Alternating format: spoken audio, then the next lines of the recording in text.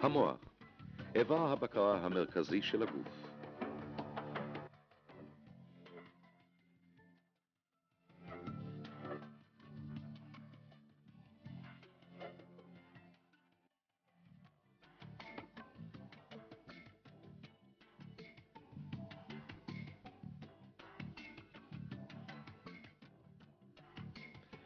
אריסטו ייחס למוח רק תפקיד משני. הוא חשב שתפקידו לקרר את הלב, לדעתו האיבר המרכזי בגוף האדם.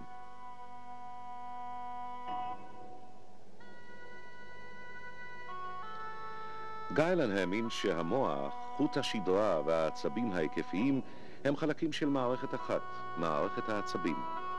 4 שנים הוא היה רופא של לוחמי זירה, לפיכך היו לו הזדמנויות רבות לחקור פגיעות בעצבים ובמוח.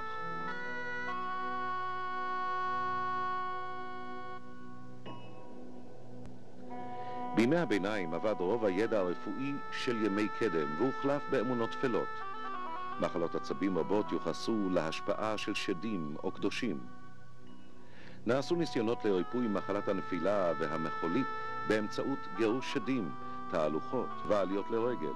גם ניתוחים נעשו להוצאת אבן השוטה מגולגלות של קורבנות.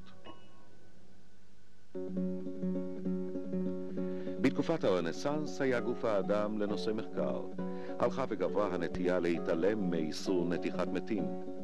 שגשוג האנטומיה הועיל גם לתורת העצבים. מומחי האנטומיה המפורסמים ביותר בימים ההם, אנדריאס וסליוס ולאונרדו דה וינצ'י, יכלו לתאר את גוף האדם בפרטי פרטים.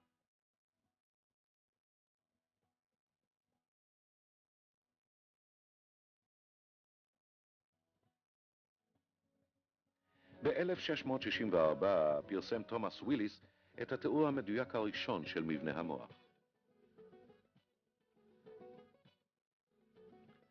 ב-1667 היה אנטוני ון לבנהוק לאדם הראשון שבחן רקמת עצב במיקרוסקופ. הוא גילה שכל סיב עצבי עשוי צרור צינורות דקיקים. ב-1730 ראה סטיבן היילס שדקירת עור רגליהן האחוריות של צפרדעים מתות גרמה לחיווט שריריהן. באיטליה עשה לואיג'י גלווני את ניסוייו המפורסמים על צפרדעים. ב-1786 הוא הבחין בהתכווצות שרירי הרגליים האחוריות של צפרדע עקב תלייתה על וו נחושת מחובר למוט ברזל. בניסויים אחרים הצליח להראות שהתופעה נגרמת מהעברת גירוי חשמלי בעצבים. רעיון חשמל בעלי חיים נעשה מקובל.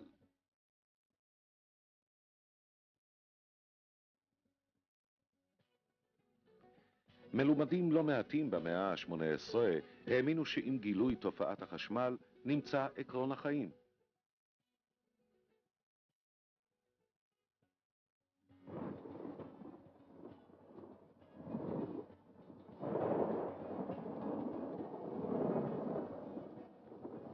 בתחילת המאה ה-19 נעשו עוד ועוד בדיקות מבניות של המוח.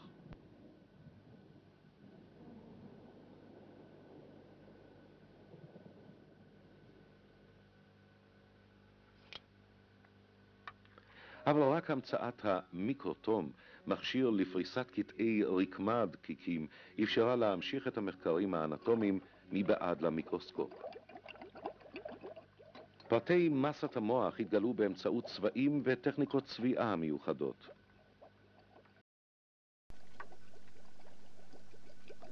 ב-1832 זוהו תאי עצב בפעם הראשונה. כעבור שנה פורסם התיאור המדויק הראשון של סיבים עצביים. כעבור זמן קצר גילו המדענים שהסיבים העצביים מחוברים לתאי העצב. סיב עצבי הוא שלוחה ארוכה של תא עצב, אבל הטכניקות של הימים ההם לא אפשרו ניתוח מפורט יותר. קמילו גולגי הצליח לגלות עוד פרטים באמצעות שיטה שפיתח על בסיס חנקת הכסף לצביעת רקמות עצב. בתוך זמן קצר היה ביכולתו להבחין בין 2 סוגים של תאי עצב, אבל עד יומו האחרון היה גולגי משוכנע שמערכת העצבים עשויה רשת מסתעפת יחידה של סיבים עצביים. תיאוריות אחרות גרסו שמערכת העצבים עשויה יחידות נפרדות של תאי עצב. ההיסטולוג הספרדי סנטיאגו רמון קחל פיתח באופן שיטתי את תיאוריית הנוירון או תא העצב והגן עליה מפני כל מתנגדיה. קחל, שנולד ב-1852 בכפר הררי בארגון, החל להתעניין במדעי הטבע בהשפעת אביו, הרופא הכפרי. אחרי שלמד רפואה, גויס קחל לצבא ונשלח ב-1874 לקובה כרופא צבאי.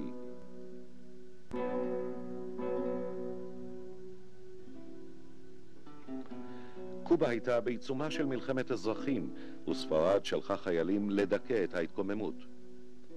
אבל מחלות היו אויב מסוכן פי כמה מהמתקוממים. קחל לא נשאר זמן רב בקובה. אחרי שחלה קשה בדיזנטריה ובמלריה, חזר לספרד.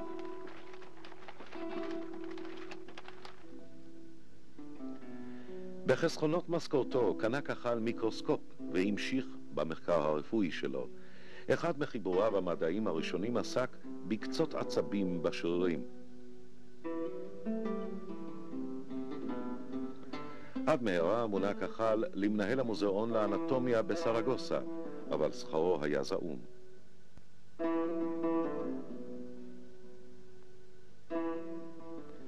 בוולנסיה ואחר כך בברצלונה השקיע את מאמציו בחקר מבנה מערכת העצבים. זה היה תור הזהב של הבקטריולוגיה, שום תחום אחר לא אפשר למדענים פרסום מהיר כל כך. ובכל זאת דבק קחל בהיסטולוגיה, חקר הרקמות. שיטות צביעה של הימים ההם אפשרו להיסטולוגים להראות את המבנה של רוב צורות הרקמות, והם לא התקשו להבין אותם. שונה היה תחומו של קחל, האנטומיה של מערכת העצבים. באותו הזמן לא היה אפשר להסביר את תפקוד מערכת העצבים על פי המבנה וההרכב שלה. שיטות צביעה משופרות נדרשו לחקר המבנה העדין. בעובדו בלא לאות פיתח קחל דרכים חדשות לצביעת רכיבי הרקמה למיניהם.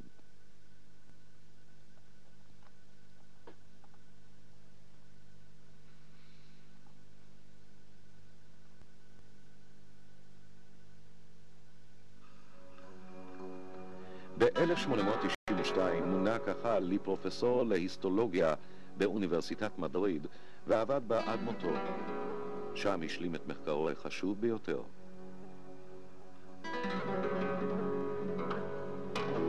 במדריד הוא התעמק במבנה העדין של המוח וחוט השדרה. קחל השלים את שיטות גולגי להכנת דוגמאות שאפשרו לחקור תאי עצב בפירוט רב יותר. הוא גילה שתאי עצב עשויים גוף תא, ענפים דקיקים ונימה ארוכה שמשמשת לשידור גירויים.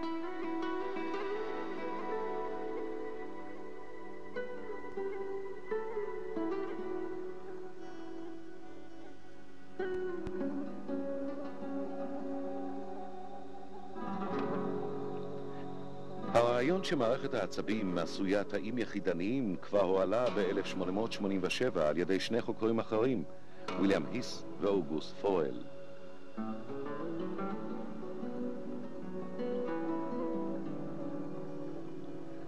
אבל קחל פיתח את הרעיון לתיאוריה עצמאית והוכיח את תקפותה.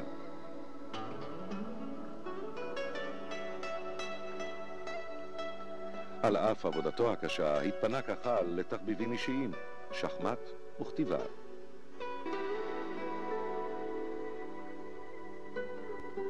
ב-1906 הוא הענק לסנטיאגו רמון קחל פרס נובל לרפואה עם קמילו גולגי, ששיטת הכנת הדוגמאות שלו אפשרה את גילוי תאי העצב. תיאוריית תא העצב הייתה בסיס לחקר תפקודי המוח.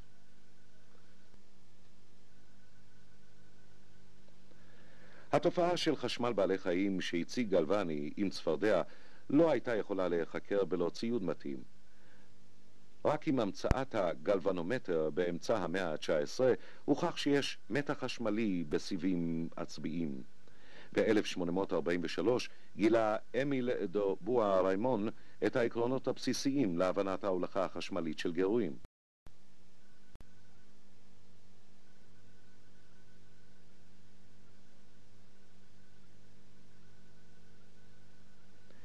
הוא מצא שבתוך תא הצב יש מטען שלילי, ומחוצה לו מטען חיובי.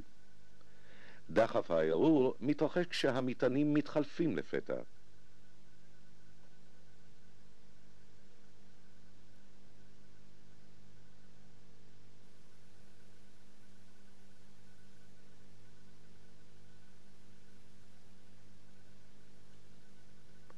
הרמן פון הלמהולץ מדד את מהירות העברת הגירויים על ידי העצבים. בעזרת התקן מסובך עם מצב של צפרדע, הוא גילה שדחפים משודרים במהירות של 27 מטרים בשנייה, עשירית ממהירות הקול.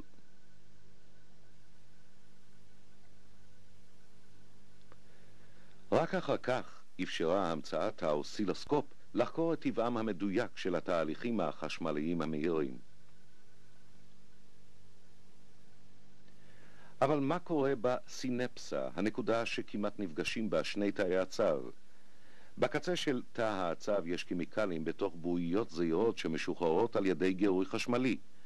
בפחות מאלפית שנייה הן מדלגות מעל הפער ושוב הופכות לדחף חשמלי על ידי תא הצב קולטן. המולקולות המשודרות מתפרקות מיד ומשוחזרות מחדש. מיד הפער הסינופטי מוכן לשידור דחף נוסף.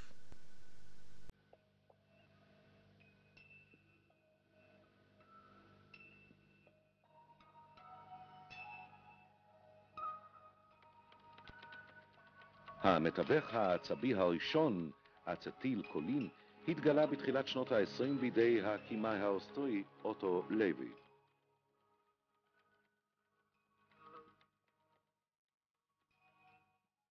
ב-1936 קיבל לוי פרס נובל על הישגי עבודתו. קוררה, רעל שנמרח על חיצי אינדיאנים בדרום אמריקה, מונע תפקוד של מתווכים עצביים מסוימים. הם מפסיקים לשדר דחפים עצביים. התוצאה היא שיתוק ומוות מחנק. בהרדמה מקומית נחסמים דחפים עצביים מסוימים לשם מניעת שידור הכאב בעת ניתוח. ההשפעה הנפשית ההרסנית של סמים רבים נובעת מכך שחומרים מסוימים משבשים את הפעילות הכימית של המתווכים העצביים. שיבוש של המתווך העצבי עלול להיות הסיבה לכמה מחלות. במוח של חולי פרקינסון מתגלה חוסר בולט בדופמין. חוסר או עודף של מתווכים עצביים אחראים לפחות חלקית להופעת מחלות כגון מחלת אלצהיימר ומקרים רבים של לחץ דם גבוה.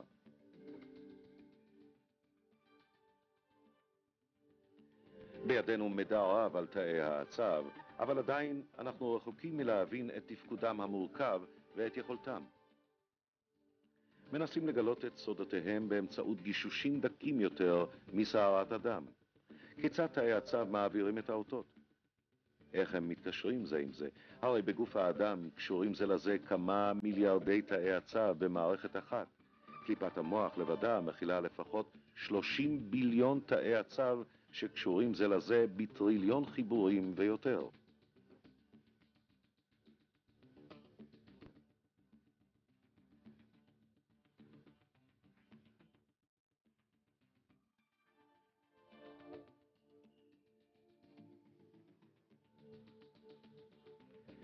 ספק אם יצליח האדם לשחזר באופן טכני את הישגיו האדירים של המוח, זיכרון, יצירתיות, תבונה, רגש.